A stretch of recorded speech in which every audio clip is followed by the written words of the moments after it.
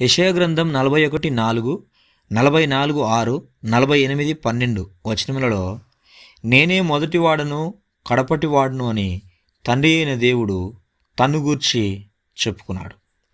ప్రకటన గ్రంథం 1:18 వచనంలో నేను మొదటివాడను కడపటివాడను అని యేసుక్రీస్తు ప్రభువు అంటే కుమారుడైన దేవుడు చెప్పాడు.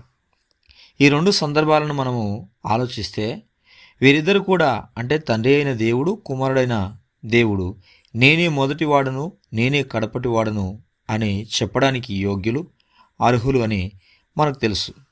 అయితే హెబ్రీ పత్రిక 7వ అధ్యాయము 3వ వచనంలో మరొక వ్యక్తిని గురించి చెప్పడం జరిగింది.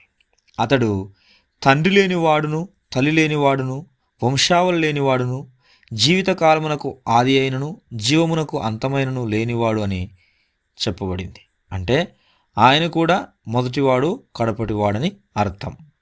అయితే కొందరు యేసు ప్రభువే మెల్కీసెదెకు అనుకుంటున్నారు. కానీ మెల్కీసెదెకు అంటే యేసుక్రీస్తు ప్రభువు కాడు.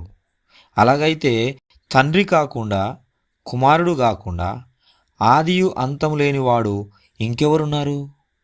ఉన్నారు. ఆయనే పరిశుద్ధాత్మ దేవుడు. అంటే మెల్కీసెదెకే పరిశుద్ధాత్మ దేవుడు. ఈ మాటలు మీరు వినగానే ఇదేదో తప్పుడు ఓదా అని మీకు మీరే తీర్పు తీర్చకండి.